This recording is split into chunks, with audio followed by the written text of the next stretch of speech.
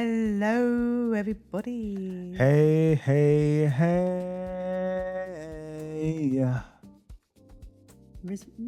Bit of rhythm. Yeah, man, feeling a bit rhythm, you know. I'm feeling a bit extra today, you know. Got tea in my system. Beautiful wife next to me. No kids at home. Perfect. What else could you ask for? So, You know how Bless always starts off like this. She starts very calm, very collected, and then she gets hyped. Well, today I'm actually sitting back. If you are watching, you'll notice that I'm a little bit more relaxed this time because, last time he told me that I moved too much from the mic. She totally misunderstood the brief. I just said, be aware of your micing. This is your zone. So when you face, just be aware that the microphone is here. That's all I said. I thought it was more of a conversation, but I keep remembering. I need to remember that it's a podcast. Well, it's definitely a conversation, but it's also a podcast. It's a podcast conversation. It's a podcast conversation. So I need to make sure that I speak into the mic. But today I'm actually trying to be relaxed. And we bless God. This woman has been on me this morning. For what? Oh. Well, it all started off, basically, I'm having a shower kind of thing. And the soap has run out. Okay, it's not run out. The soap has clearly run out. By the way, this is a thing. This is a little bit of a pet peeve. Okay, so there's a little bit of the soap. Nobody can use that soap. Left, right? I don't mind. I would use that soap until it disintegrates. Nobody can use that soap. I don't even know how she uses the soap. But when Mike gets into the shower, so I would use it. And we have like a soap that we use for whatever, isn't it? He will get into the shower and be like, can you get me a new soap? This one's finished. It hasn't disintegrated, therefore it's not finished. It's fully finished. Nobody can use it. So, even the boys with their tiny hands can't use it. So my take is always like, it's not finished because it hasn't disintegrated. This soap that still looks like new. Still looks like new. And then he would say, so whenever he gets in the shower, he always does the same thing. Like when it's at that stage. When it's disintegrated. No, it hasn't disintegrated. It's basically paper thin at this point. Okay, yeah. So he'll be like, oh, can you get me a new bar of soap? Yeah. And then he's like, you can throw this in the bin. Excuse me? The same soap that still looks like new? It's not useful to anybody. You want me to throw it in the bin? It's not useful. So I'm like, no, put it on the side. When I get in the shower tomorrow, I'm going to use it. That's when I thought, it's going to be an interesting day. Because she never usually has a thing to say about. Actually, the reason why this is actually the first time this has actually happened, because typically I would just take matters into my own hands and dash the disintegrated soap and get a new one. No, because you give. Okay, so what happens all the time is you say, "Can you take it and give me a new one?" So I'll get him a new one, and then I'll swallow what I'm thinking and I'll put it in the bin. But today, exactly. So that's why he was like, "Oh, today's gonna be interesting," because today I was like, Wait, I got to use it. No, we're not. I'm making an executive. We're not using this soap. Please get another soap for us. We can have soap. Please bring soap. The boys, on the other hand, they definitely couldn't use it, even with their tiny hands. No, but I gave them the new. You made me get the new. Of course, bar. because that's what they're going to be asking for it too. If I'm not asking, they're asking. You're like, their soap is finished. The soap is finished. Oh, I didn't say any soap. Yeah, man. But yeah, that was our morning basically, and I just thought, okay, I'm gonna see how this day is gonna go, because this is the first time I'm hearing her have an opinion. No more swallowing today. Pause. have an opinion. Oh my gosh. Have an opinion about the soap. But hey, it is what it is. This is what happens when you grow as a family. You learn to accept each other's quirks and each other's preferences. I have a preference not to bath with paper thin soap. Yeah, there's a few, like if we have toothpaste, if we have anything, I'm trying to use it. Toothpaste, I agree with. Toothpaste, you could use it till it's finished. The boys the other day tried to like, Daddy, there's no more toothpaste anymore, and there was clearly still more toothpaste in it. They're not from our background as millennials, where you have to kind of squeeze. Not just millennials, because there were some millennials that were brought up rich, and there were millennials that were brought up in poverty, and we were. Well, you start to fair enough. You have to squeeze squeeze. So the Ivan's looking at me like, how did you do that? I'm like, because you got to squeeze. This toothpaste that still looks like new. Come on, bring your brush here, Jar. And I squeeze the tin, a nice strip of toothpaste. He goes, oh, it's not finished. Of course it's not finished. The toothpaste is finished when it's finished. When you can't squeeze anything out anymore after you rolled it up. Can I get a new box? No. Why do you buy all the extra boxes if you can't? No, we use it for storage. For storage. So we have more to use. But doesn't mean that just because you have extra boxes, you shouldn't finish the toothpaste. Toothpaste is designed to be finished. It is. It is. Yeah. To the point that, look, yeah, they're lucky I'm not cutting it, you know. Bruv, the cutting. They're lucky I'm not cutting it. But, you know, hey. Get the scissors, get your brush, scoop it out. Y'all know what I'm talking about. Scoop it out. The people that are listening say, I don't know, you weren't brought up poor. Or they're lying. You weren't brought up poor if you don't. If you don't know, you weren't brought up poor. Because you have to manage. You brought up poor, you know, sometimes you're brushing your teeth with salt. That was a very peak situation. That's when things were when our parents couldn't afford our toothpaste. Children, thank God but yeah, that's why they're asking for new toothpaste, isn't it? Back in the day, when toothpaste was finished, it was finished. And you just had to get salt. There was always salt in the house. It's disgusting. But it's basically like baking soda, just without the pasty bit. Yeah. Yeah. It took a turn. The salt took a turn. The salt took a good turn. But yeah, man. Yesterday, the kids were still talking about the bird. The freaking bird. You know the bird we spoke about last week? It's been a whole week. Can you imagine? It's like, the bird. Yeah, they're still talking about the bird. Pouring out for the bird. I've poured enough for the bird, man. I'm keeping my visible. He's tired. I'm tired. It's not my fault that the bird went under the tire. It's not our fault. It is what it is. Yeah, so the boys are still talking about the bird. Nothing much to share. No, nothing really much. It's a bit of a chilled one. Yeah, it's just been quiet. It's actually been quiet. Yeah. But maybe we just that being said though, when we were doing Bible study, because I was thinking about the Bible study when we were doing Bible study, and we were doing Bible study with the kids, and then we got to Genesis 31, I believe, and Laban, I can't stand him. Yo, this guy called Laban, by the way, yeah. I think at this Laban is up there with one of my worst characters people. Laban's interesting though. He's just a Nigerian guy, likes money. Laban, no, but he's also just a dodgy guy. But think about it, the whole family of Abraham were dodgy anyway. Yeah. When he went to find Rachel for Isaac, was it Rachel for Isaac? Rachel? Abigail? Israel? No. So basically went to Laban. So Jacob, you're talking about when the servant went to get. Yeah. So that was for Isaac, isn't it? That was for Isaac. For wife for Isaac. Yeah, that was for Isaac. So that was to get Rebecca. Yeah. Okay. So Rebecca's the one who gave the water to the camels and all that. Becky. And Laban was acting all craven when he saw that she came with all this gold. We'll get to it. Yeah. We've got some commentary. But then what's really interesting here is how you've got Jacob. Yeah, Jacob obviously wanted Rachel. He ends up getting tricked after 7 years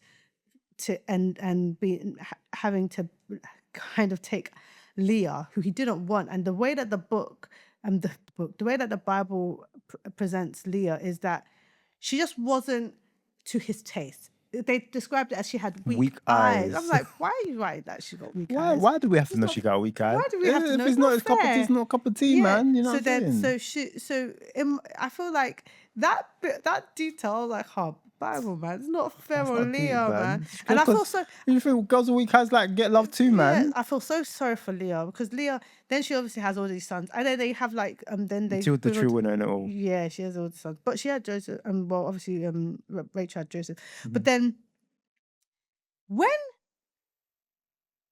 Jacob is trying to leave, right? Laban, keep in mind that Jacob's done all these things for Laban, and then Laban decides, I don't want him to leave, so I'm just going to trick him. And if it was up to Laban, he'll literally leave with nothing, and he'll just have all of this flock that Jacob had read and stuff like that. And the boys are just like, why is everybody tricking each other? It's a family of tricksters, and they went to even intermarry. It's so sad. So even more trickery was taking place.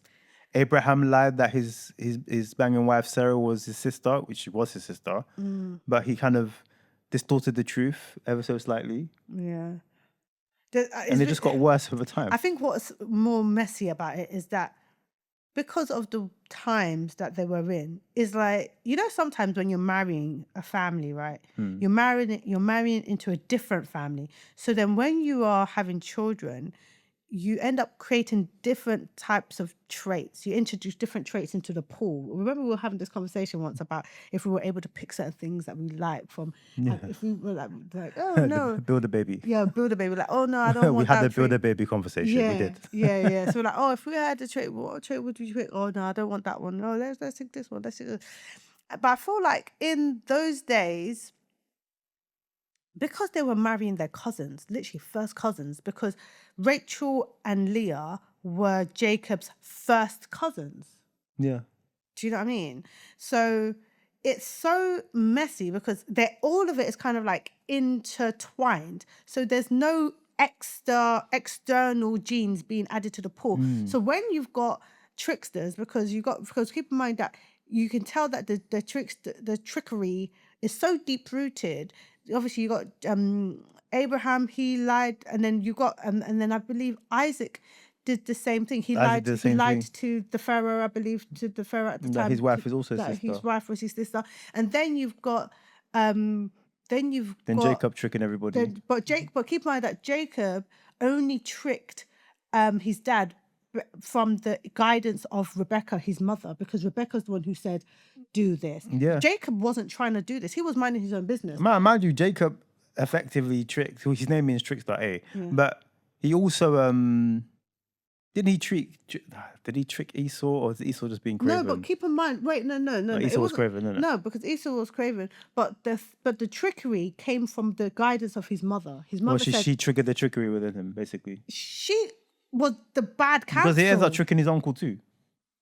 That was not. I'm not trying to be funny or anything, but in that time, what are you talking about with Laban? Yeah. Because let's be perfectly frank. Laban was moving mad. And he deserved it. Yeah, but with the Esau. Blessed reading the Bible like yes, trick him. Yeah, you know why? Because Laban was actually moving mad. Laban was trying it so much. So Jacob was very much in his right. And keep in mind, hold on a second. So you approve the tricking? Wait. Jacob didn't actually trick him per se. God made it that all the streaked and the striped and the spotted animals were mating, and the ones that weren't were not mating. So that wasn't actually Jacob's trickery. That was. But didn't he use the olive branch trick? Yeah, that's in the beginning. Yeah, he tricked them. But wait. But if it was up to Laban, keep in mind, Laban had already tricked him. At that point, he was there for 14 years acting like a slave. End up being there for 20 years. If it was up to Laban, he would still be working for him to this day. To this day. It's true. So really, let's not use that as an example. There's trickery in the family, though. But there's trickery in the family. And you just think, okay, so this is why. Yeah, because in that particular family, they just married each other. So the trickery was just there. Yeah, it was just the trickery was trickering, right? Yeah. And then it's not a surprise that later on they're selling their brother. Oh, it's not a surprise. Why would it be a surprise?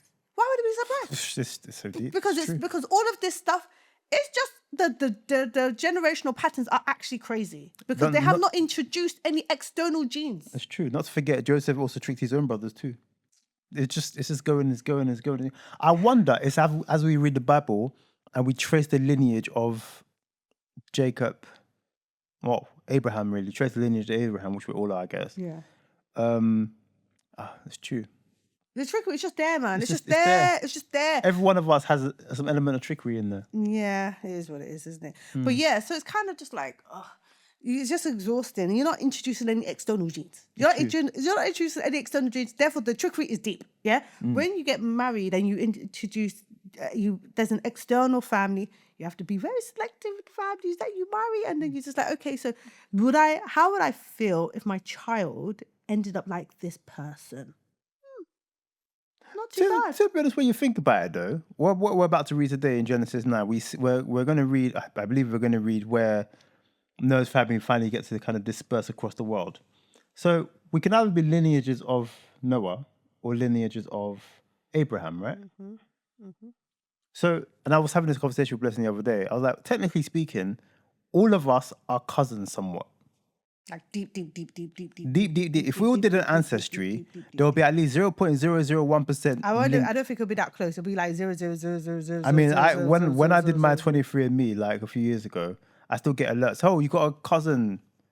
Yeah, but they might be your actual cousins. 0.0001%. That's just because Noah's my great granddad, really. I'm just grateful I wasn't part of that list. Yeah, you could be my cousin as well, though. I'm not. I'm sure.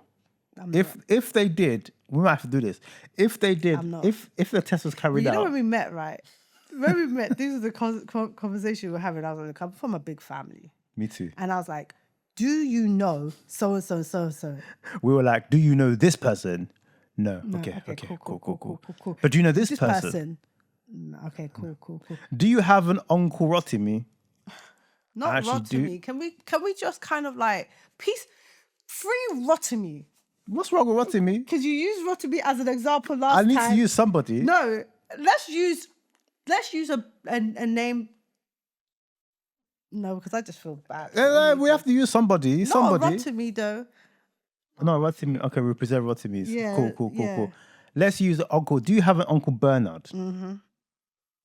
I do have an Uncle Bernard, you know. I'm just like, where's he from? I like it's from my mother's town in Nigeria. Where's your mother from? My mother's from here. It's close to where my mother's from. I didn't say that because I was. That's basically how this conversation went. You were doing your research. I was digging. Look, yeah, I'm really not here. Me personally, I didn't want my cousin. Me personally, I didn't want my cousin. So I was digging. I kept asking. I was like, "Do you know?" And he was like, "We're not related." We're not related, but I reckon if we did a DNA test comparing our genes together, I bet something will match. No, don't force it. Many years ago, I asked Blessing this question. It's a bit of a weird one. I was like, Mike, if we did a DNA, asking weird ass questions, right? Why not? We talk, isn't it? If we did a DNA test and it just discovered that you and I were actually quite cousin sibling like. What would you do? By the way, guys, do you see what I have to do all the time? Because you know what, yeah, when we met, I was asking him extensive. It was almost like he was under serious. This was a serious job interview. Serious inquisition. If you want to be my husband, you have to answer these questions, and you must get it right. I was asking all the questions. I was like, "Oh, what's your blood type? What's this?" I was asking questions. Babe, did I not ask? She asked questions. I asked questions. Do you have a passport? I have a passport. That was the first question. But she want no paper bait. This is the thing, where nothing against if that's who you are. But there are some people who go out with people for ulterior motives. And I just wanted to make sure. Whatever. I have my papers. I was born in this country, darling. In fact, if out of both of us, I was born in Nigeria. So, I should be asking her the question, but I don't discriminate. I wasn't discriminating. It's just, it was interesting. But yeah, so it was just questions. I was asking questions. And the questions were valid. So when he was asking me questions like, oh, if we did a DNA test, this type of questions that I'm having to deal with, by the way. If we did a DNA test, because... If we were siblings, what would happen? You see what type of questions I have to deal with? And I was like, is your answer still the same today, by the way? What do you mean? Is your opinion still the same? What was my opinion back then? Do you tell the people what your opinion was? No, you tell me what my opinion was. Her opinion was, and I quote, "Well, we're here now, isn't it? We're here now, isn't it? Because it's too late. It's too late. It's too late. We've even procreated. It's too late. We've even procreated. At this point, we've had children. We've been together for nearly 20 years. Come on. He's what he is. And I was the same opinion, like, yeah. But... Sis. God, please don't. That's like cringe. You're so annoying. I really like the job lesson. It's a pastime. It's a pleasure of mine. And then when our kids troll us, where did they get that from? The trickery. They got it from Jacob. Are you actually okay? They got it from Jacob. Sometimes he says, I don't know where they get that from. Why are they troll? I'm like, are you actually okay? Let's be honest. There are some traits that are glaringly you. Like, one of our sons are super dramatic.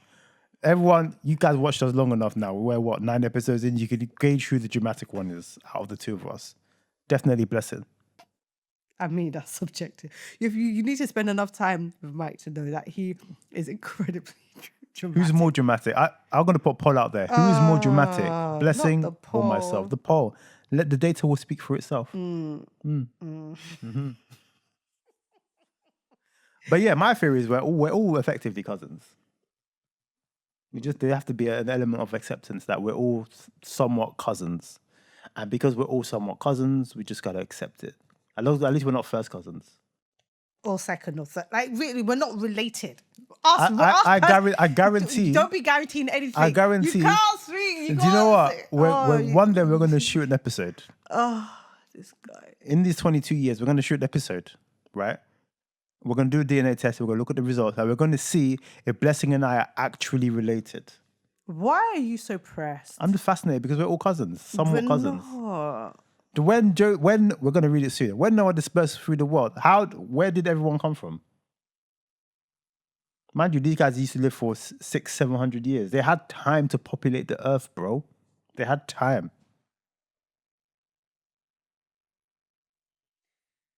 Yeah. Yeah, man. Guys, you see, trust me, I get this every day. He was like, "Oh, they're trolling me. Where did they get that from? Where did they get that from?" Blessing's the ultimate troller as well. Don't get it twisted. Just because she's beautiful and she's smiling at you doesn't mean she doesn't know how to troll. She trolls. Like what? Her troll, in fact, is even more sophisticated than my troll. But at least my troll is open. Her troll is very like cool and calm and collected. You wouldn't even know it's coming. Like, hold a second, are you trolling me? Like this morning, she was trolling me. She was just literally throwing shots. Pew, pew, pew, pew. I'm like, what did I do to deserve this? After soap, now is this?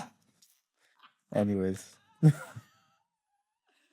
Oh, that conversation. It was not trolling. It was direct shade. It was direct shade. Direct shade that I was hoping that you could collect. I did collect it. I just saw the shots coming. I was like, there's a dugout. I was saying it, and this was Mike. Whoo, he was moving like, oh.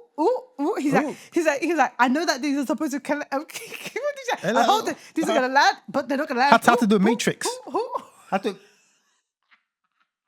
was that coming from, babes? Wow. I was like, so today is a sunny day, but there's chances of rain. So I'm going to wear my Doc Martens. Do you want to give the people context? Okay.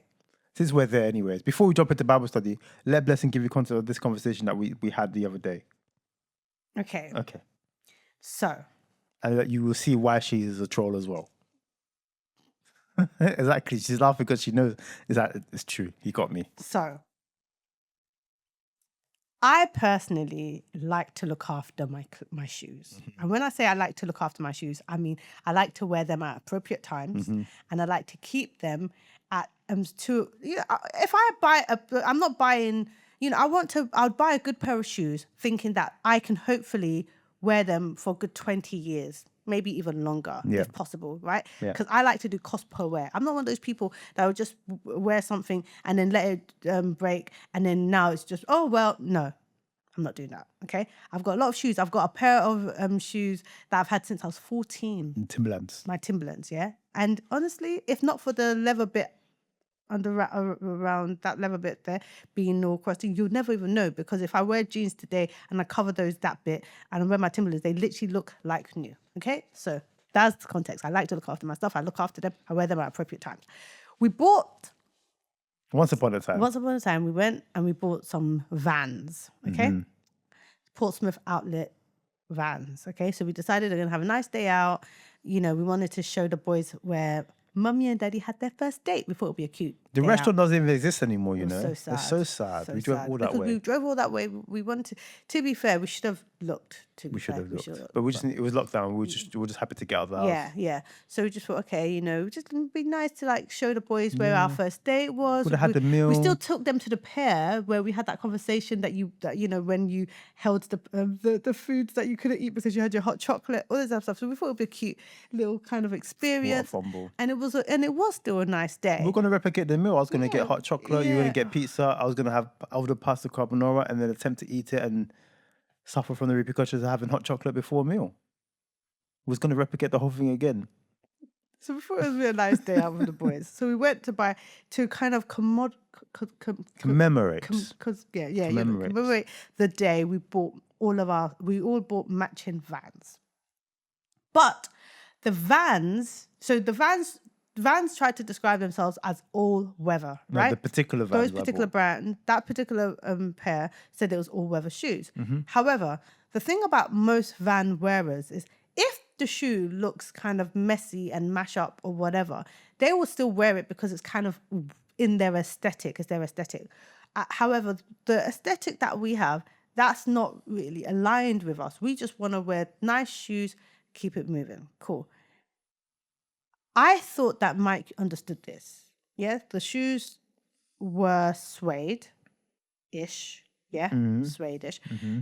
And I thought, okay, suede equals no rain because it's suede. But the box said all weather. But the box said all weather. So the shoe tag says all weather. So in Mike's mind, I could wear them in all weathers. All weathers. And I would say to him, babe, it's going to rain today. Don't wear them. He said, it's all weather shoes. I said, and I would say, this was a very long time ago, by the way. This was a long time. I was very young. So I was like, babe, and I would literally be like, please, babe. Yeah. That's why I was like, because he's still in his 30s. I was young-ish, early 30s. So I was like, babe, please do not wear those shoes. And he was like, I'm going to see for myself. They're all weather shoes, and he kept saying, they're all weather, What's the point of having all weather shoes and I can't wear them in the weather? This is literally what he was saying. Cool. Right? 6 years later? 7 years later, whatever. They mash up. They look, the structure of the shoe itself is still quite solid, so they're all weather in that respect. But they're not wearable. The aesthetic of the shoe, they're not wearable. It's not that they're not wearable. Yeah, they're not wearable publicly. The aesthetic of the shoe looks very Van-esque. You can probably sell them to. You can probably hold on a second. How do I? You can probably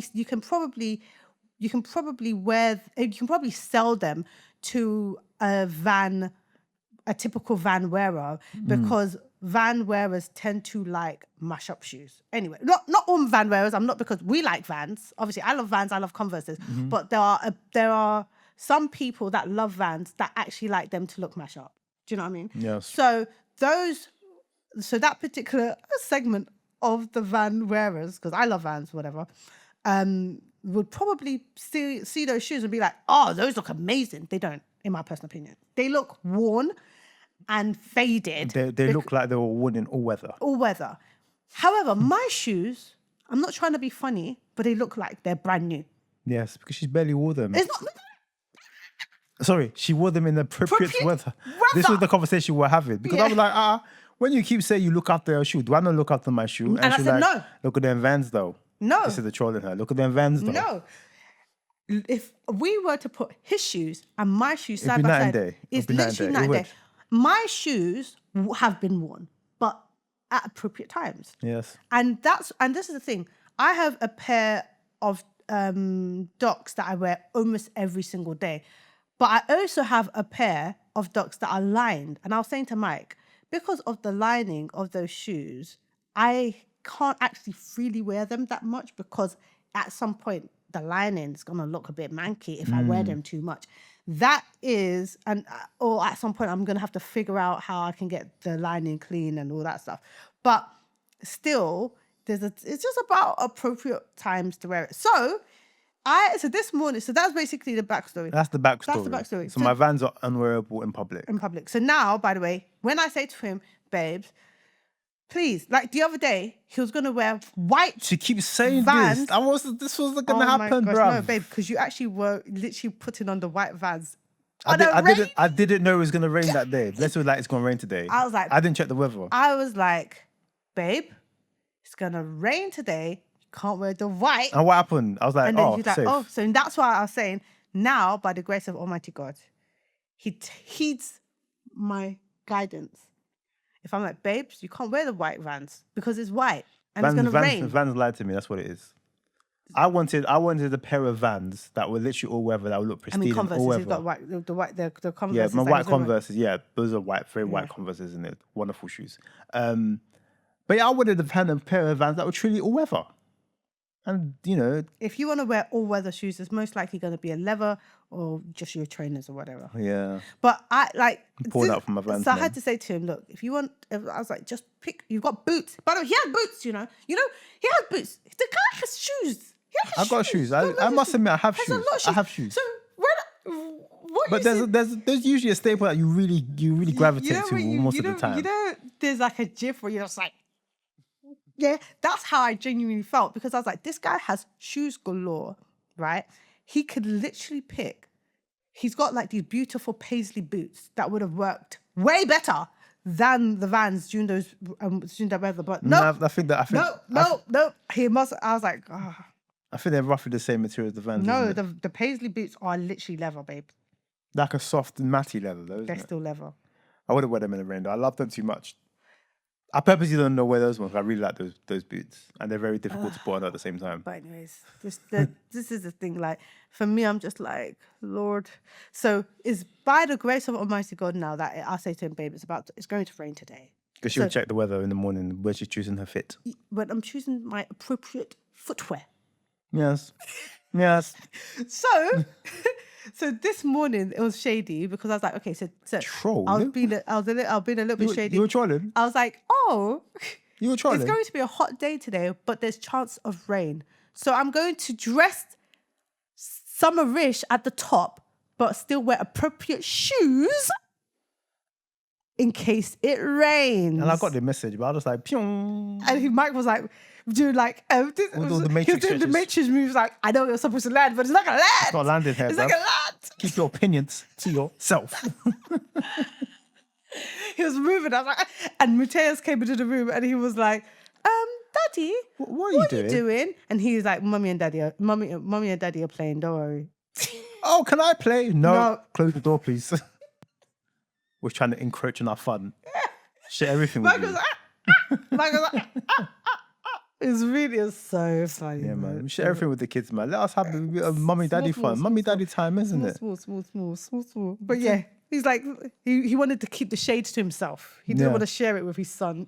Exactly. But I have taught my boys about the time when it's appropriate. They do exactly the same thing I do as well. You have to tell them. I have to tell them. Yeah. But they're kids. It's different. Exactly. But I wanted to find out what all weather meant, and I found out that all weather didn't necessarily mean all anyone weather. who knows about Vans is not cheap. They're not cheap shoes. We bought them from an outlet, but even with that discount, that's why for me, if I'm gonna buy shoes, I want it to last. Do you know what I mean? Like those Vans were not, even though they were, from an outlet, it doesn't matter. You spend money on them. If you're going to spend God's money, because at the end of the day, God gave you the money. He didn't give you the money for you to just be throwing it in the bin. No, we're going to rent it back. You throw it in the bin. God said, here's the money. You're like, oh, thank you, God, for giving me this provision. I'm going to throw it in the bin. No, if I'm going to buy some shoes, I'm going to buy it. Best believe, 20 years, I can be like, look, God, you gave me this, and I stewarded it. I looked after it. I'm still wearing it. Yes. Side eye to husband. I'm still wearing it. My husband who had this same shoe.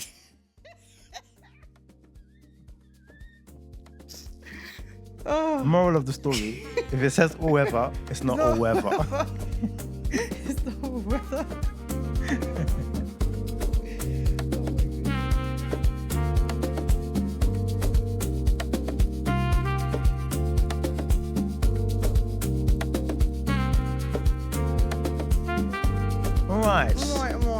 Right. We're getting into Genesis chapter 9 this week. As per usual, we read, Blessing brings up commentary, fights Hebrew. We discuss, see what the Lord is saying about it, we share, and we're also reading from the ICB, the International Children's Bible. But whatever translation you are following from, by all means, do what you do. Yeah?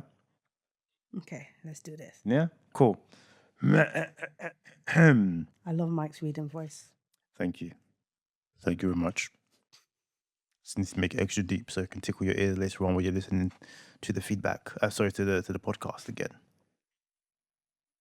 Yes. Don't mind me. I saw y'all feeling extra today, isn't it? All right. Genesis chapter 9, and it's dubbed The New Beginning. Then God blessed Noah and his sons. He said to them, have many children, grow in number and fill the earth. Every animal on earth, every bird in the sky will respect and fear you. So every animal that crawls on the ground and every fish in the sea respect and fear you. I have given them to you. Everything that moves, everything that is alive is yours for food. Earlier, I gave you the green plants. Now I give you everything for food. So they were vegan before, or vegetarians before at the very least. Imagine. That makes a whole lot of sense. So all this time, these people weren't even eating steak, you know. They were just eating vegetables. Interesting. Anyways.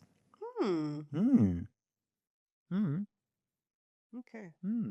First time before. But you must not eat meat that still has blood in it.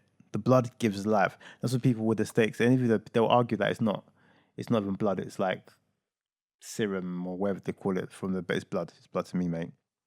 I will demand your blood for your lives. That is, I will demand the life of any animal that squishes a person. And I will demand the life of anyone who takes another person's life. Whoever squishes a human being will be squished by a human being. This is because God made human beings in his own image. Noah, I want you and your family to have many children, grow in number on the earth and become many. Then God said to Noah and his sons, now I am making an agreement with you and your people who will live after you. And I also make it with every living thing that is with you. It is with the birds, the tame animals, and the wild animals. It is with all that came out of the boat with you. I make my agreement with every living thing on earth. I will make this agreement with you. I will never again destroy all living things by floodwaters. A flood will never destroy the earth again. There's a caveat there. By floodwaters. Floodwaters. That's what I got anyways. All right. And God said, I make an agreement between me and you and every living creature that is with you. It will be from now on. This is the sign. I am putting my rainbow in the clouds. It is the sign of the agreement between me and the earth. When I bring clouds over the earth, a rainbow appears in the clouds. Then I will remember my agreement. It is between me and you and every living thing. Floodwaters will never again destroy all life on the earth. When the rainbow appears in the clouds, I will see it. Then I will remember the agreement that continues forever. It is between me and every living thing on the earth. Just had a thought. Interesting.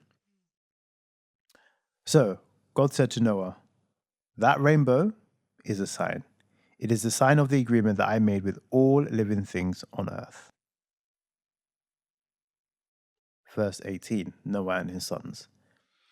The sons of Noah came out of the boat with him. They were Shem, Ham, and Japheth. Ham was the father of Canaan. These three men were Noah's sons, and all people on earth came from these three sons, cousins. Anyways, Noah became a farmer and planted a vineyard. He drank wine made from his grapes. Then he became drunk and laid nude in his tent. Can we say that? I don't know. We shall soon see. Anyways, Ham told his brothers outside. Then Shem and Japheth got a coat and carried it on both their shoulders. They walked backwards into the tent and covered their father. They turned their faces away. In this way, they would not see their father without clothes. Noah was sleeping because of the wine. Later, he woke up. Then he learned what his youngest son Ham had done to him. So Noah said, may there be a curse on Canaan. May he be the lowest slave to his brothers. Noah also said, may the Lord God of Shem be praised. May Canaan be Shem's slave. May God give more land to Japheth. May Japheth live in Shem's tents, and may Canaan be their slave. What's happening here? Anyways, after the flood, Noah lived 350 years. He lived a total of 950 years. Then he went to sleep. Yeah. Permanently. Here's the thing, right? You know, the fact that this is why sometimes in my mind I'm like, no, it must be Nigerian, you know, or African. Because, you know, sometimes Africans are so over the top about certain things. Why are you going to curse your child? You know what I mean?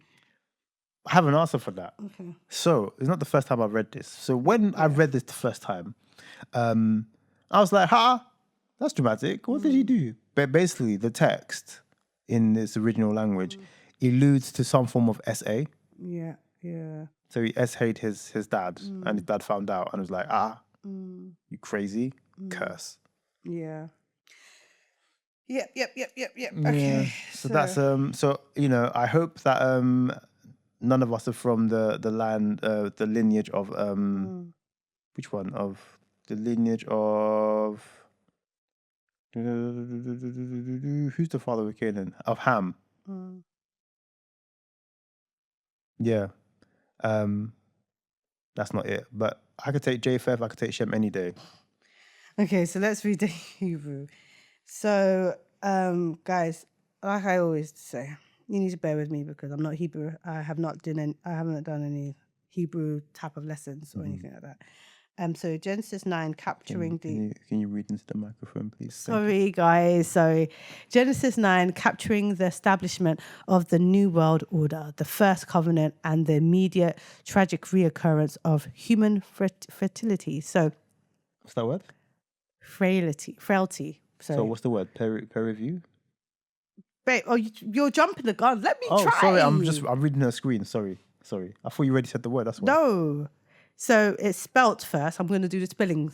So first, Peru. It looks like Peru, yeah, as in Peru, the country, yeah. I had that. Yeah. Go. Oh, yeah. And then U'(REVU). So Peru Urevu. The literal meaning is be fruitful and multiply. Genesis 9:1. I must start using that term now. Okay. If we ever go to a wedding and I'm invited to a wedding, I'm gonna be like, guys, peer review. You know I do this, isn't it? Guys, may you peer review. Peer review. They'll be like, what? Be fruitful, multiply, be. Because we use forbearance in this house now because of episode 2? Episode 1? No. So Genesis 9:1 or Genesis 9:7. So typical commentary. God blesses Noah and his sons using the exact same language he used to bless Adam and Eve in Genesis 1:28. Theologically, Noah is presented as the second Adam, standing at the dawn of creation 2.0. The flood washed the canvas clean and humanity is recommissioned to fill the earth. Interesting fact, in Jewish tradition, rabbinic law, Peru Urevu is considered the very first of the 613 mitzvot commandments. It frames human procreation and the flourishing of life not merely as a biological instinct, but as a divine mandate. Commandment number 1, peer review. Okay. Be fruitful and multiply. That's a song, I might rap song. Peer review. Then it's a wedding song. It's a wedding song coming soon. Okay. The next one is spelled BASAR BAPOSTNAFSHODAMO.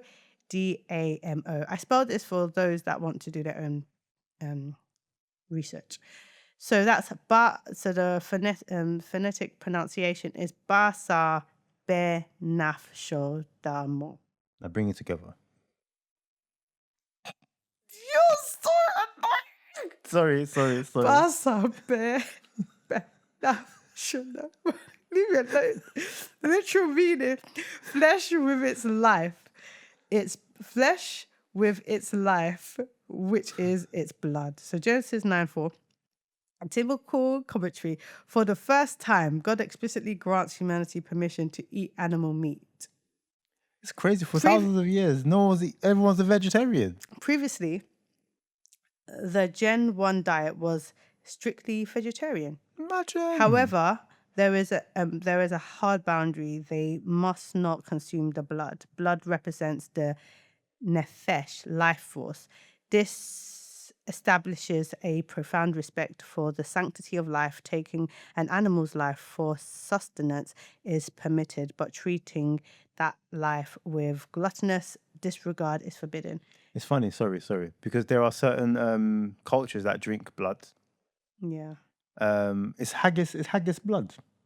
I think so. Oh, haggis is disgusting anyway, but nonetheless. Historical context. In the ancient Near East, pagan rituals often involved drinking the blood of animals or even human captives to absorb their direct opposition to what God said. Strength or life force. This verse sets a sharp cultural boundary against those practices, later evolving into the strict kosher slaughter laws.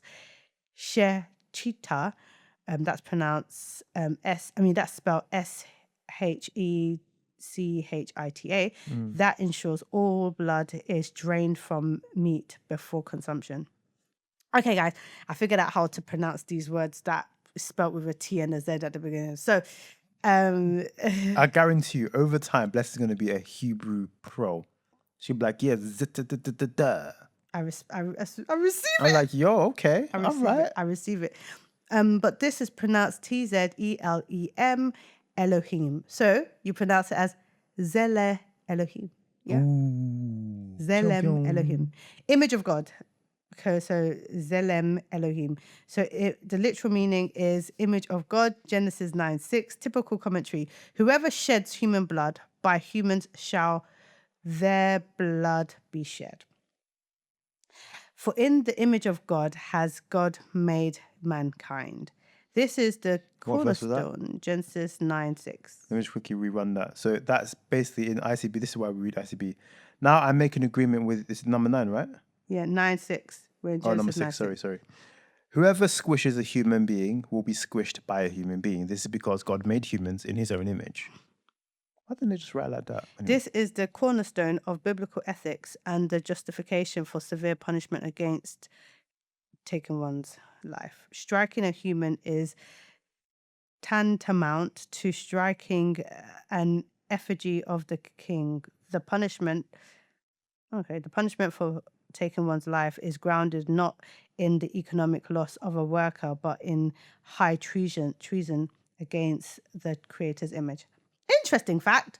In surrounding Mesopotamia cultures like Egypt and Babylon, only the ruling monarch was considered the image of God. Genesis is highly subversive here. It democratizes the divine image. I'm even struggling with English. Declaring that every single human being, regardless of class, wealth, or status, holds supreme regal value. That's right. Okay, so then the fourth, guys, we're getting to the end. Sorry. Actually, that's not true. You might have to. We've got time. No, we've got time. This is what it is. Okay, so the fourth one is Kashti. So Kashti. Kashti. And it's my bow. Genesis 9:13. 9:13. It says, I'm putting my rainbow in the clouds. Okay. It is a sign of the agreement between me and the earth. God establishes the rainbow as the sign of the Noahic covenant. Crucially, the Hebrew word keshet is the standard word for a weapon of war, an archer's bow. By placing his bow in the clouds, God is hanging up his weapon. The bow is unstrung and, that's interesting, and pointed upwards towards heaven, away from the earth, signifying a unilateral treaty of peace. Imagine. And he calls it a rainbow because obviously rain was what was created to squish. Oh, that's interesting. It's a rainbow. They should actually be two separate words. Historical context. In ancient Babylonian creation myths, like the Enuma Elish, the warrior god Marduk defeats the chaotic sea goddess Tiamat and then hangs his weapon, the bow, in the sky as a constellation to celebrate his victory over his enemies. Genesis flips this narrative. Yahweh hangs up his bow, not to celebrate crushing his enemies, but as a promise to spare a rebellious humanity.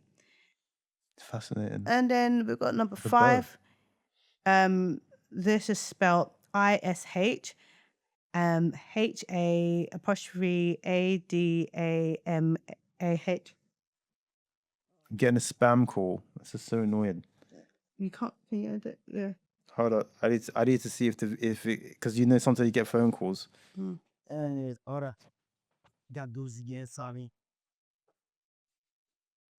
we're still going. Okay. It's spelled ISH,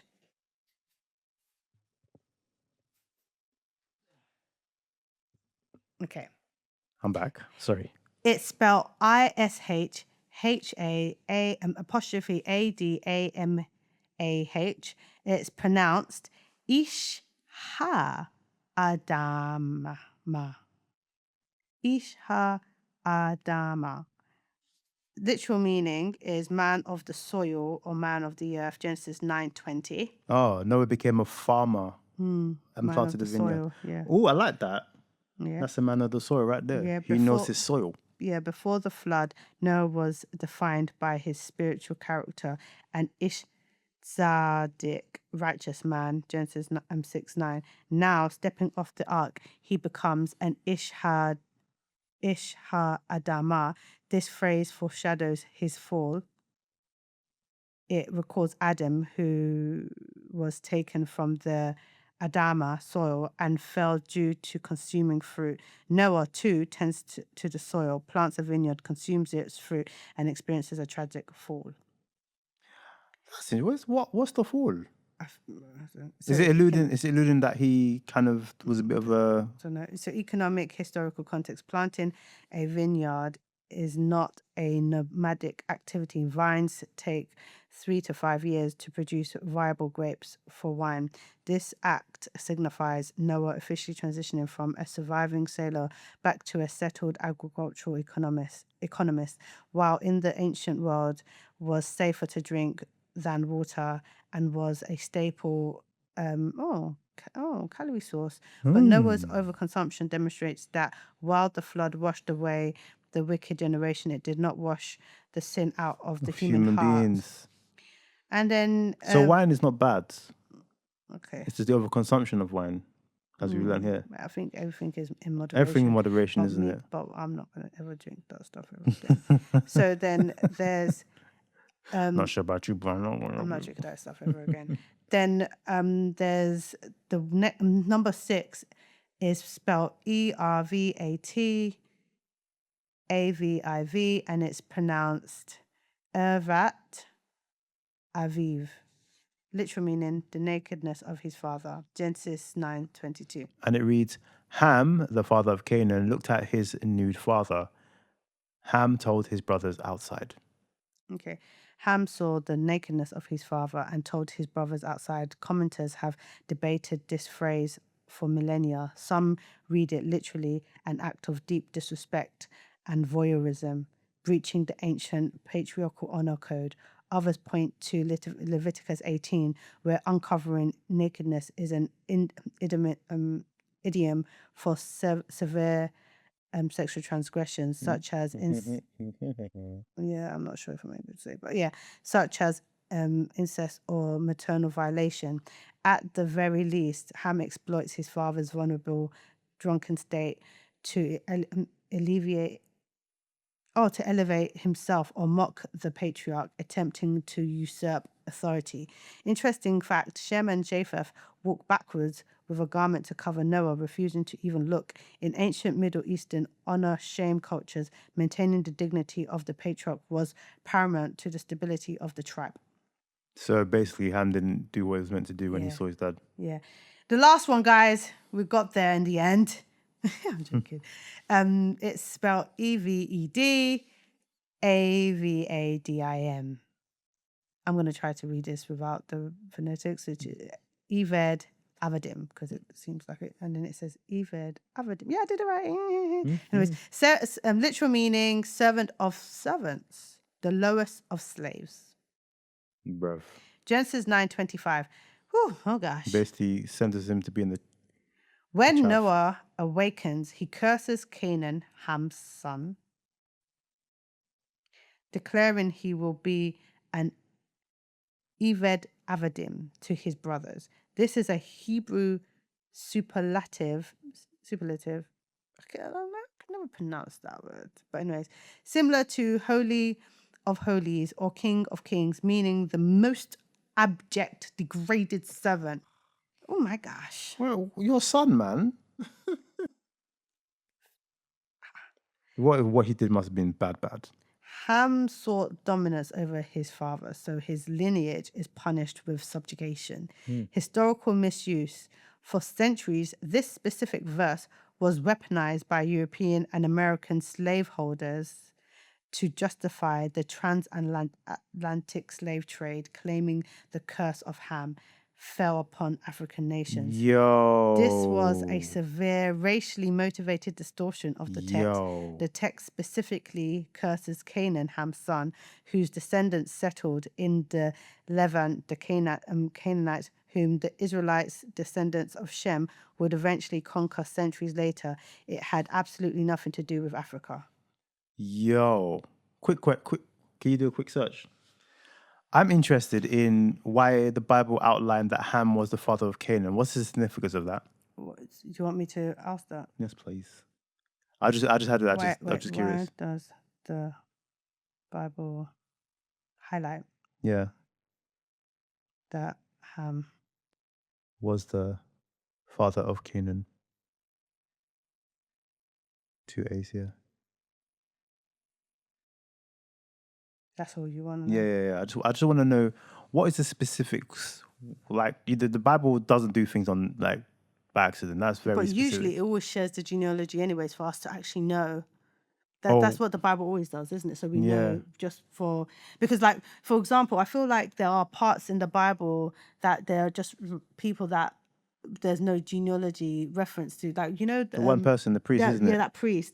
And then that's why we point that person to. You want to read it? Or? Okay, you can read it. Since it's my question. Oh my gosh. No, it's trying it.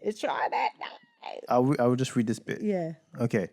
The repeated phrase, Ham, the father of Canaan, in Genesis 9 is not just a casual genealogical note. It is a massive literary neon sign for the ancient Israelite reader. To understand why the Bible highlights this, we have to look at the target audience. The Torah was compiled for the Israelites as they were preparing to cross the Jordan River and conquer the Promised Land, which was the land of Canaan. So by tying Ham's moral failure directly to the son of Canaan, the author is providing the theological and historical origin story for Israel's primary rivals. It explains why the Canaanite culture was entirely corrupt and why they were ultimately displaced. Ooh. That's interesting. That's interesting. What were the words, though? Out of interest, just quick skim. It just goes through the words again, I believe.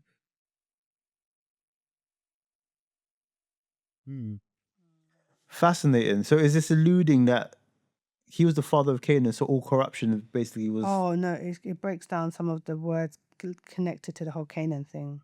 And it's interesting fact as well. Well, let's read the interesting facts. Let's see one of the interesting facts. Okay, so in Genesis, for this word, the father of Canaan, why did Noah curse Canaan instead of Ham? In verse 25, in Genesis 9:1, God explicitly blessed Noah and his sons, including Ham. In ancient Near Eastern theology, a divine blessing cannot be reversed or overridden by a human curse. When Noah wakes up angry, he legally and spiritually cannot curse Ham. Instead, he targets Ham's youngest son, Canaan, effectively punishing Ham through his lineage. That is hard. And then you got the subdued or humbled, later associated with merchant. So historical. The interesting fact. That's the word Canaan, isn't it? Yeah. Historically, the descendants of Canaan, later known to the Greeks as the... Yeah, you can read it if you want. No, the microphone. Oh, sorry. Mike's like, microphone.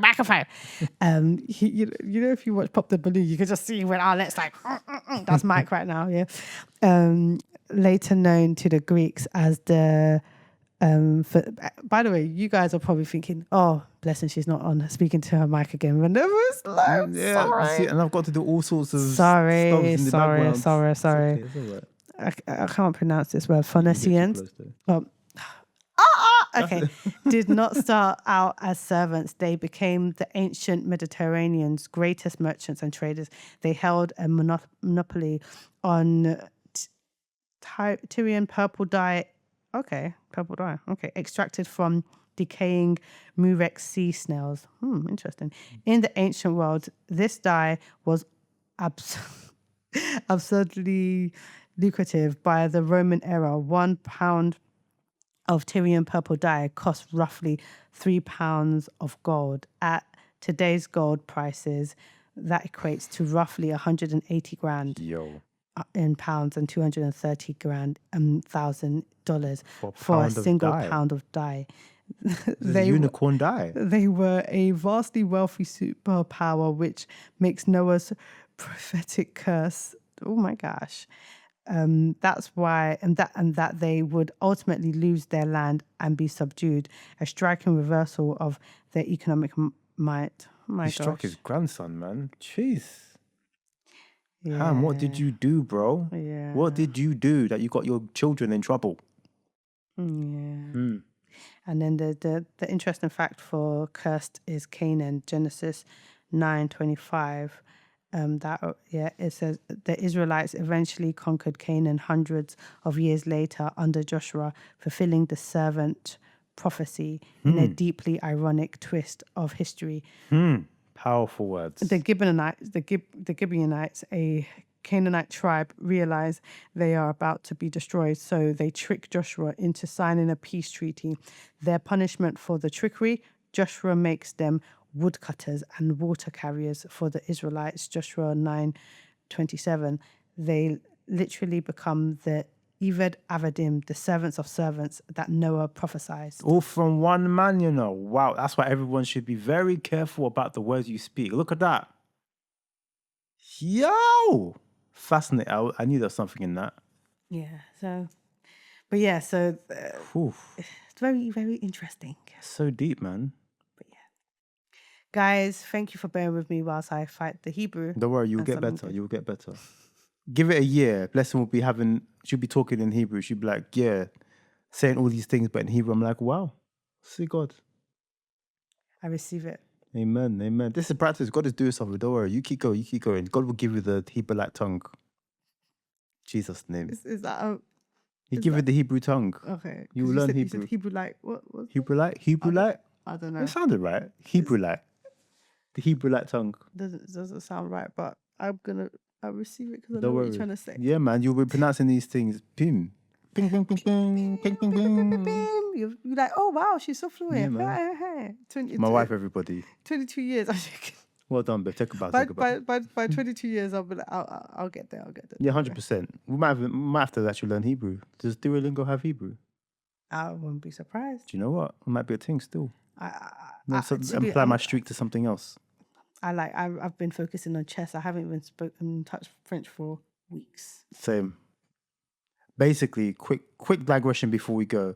Blessing and I have taken up chess. We're very interested in this. It's become a very part of our grown and sexy aesthetic. Mike's ruined it for me because he's taken it very seriously. I'm pretty sure. Blessing took it seriously. I'm pretty sure that Mike's been watching videos behind my back. I've been watching videos. This chick has been watching videos. I have not watched videos yet. You went on chess.com? No. That was I was trying to just do what we're doing on Duolingo. What I have not done yet is watch YouTube videos, and that's what I'm going to do now because that's what you're evidently doing behind my back, so that you can thrash me when we play chess. Yes, I'm not. He's ashamed. definitely watching videos. I'm not watching videos. I'm just doing Duolingo. Do you know what I mean? I'm watching Queen's Gambit, but nonetheless. So what do you mean? I didn't know Queen's Gambit get inspired, but I just wanted to see how she picked up the game. But nonetheless, the reason why I decided to take it seriously because in the beginning, when Blessing and I were having matches, she'll be whooping me. And she'd be rubbing it in my face. I was like, no more. I've been on this mountain for too long. Mike's ruined it for me now. He's taking it too seriously. It's only ruined because I'm beating her now. So really, I achieved my purpose. But now she's going to start watching videos. I too will be watching videos. I'll be watching videos. I am watching video too. And you meet me in Duolingo. We play the game again and I'll beat you again. Bless is like, I don't want to play. I'm like, why do you want to play? I don't want to play anymore because I don't like it. Because you just like winning. Look at that. I don't like losing. I'm a winner. Nobody likes. I'm a winner in Jesus' name. But in chess, there has to be a winner. We've been drawing a lot though. True say. So we're both quite good at it. I don't like drawing. I like winning. I like winning too. See you on the board.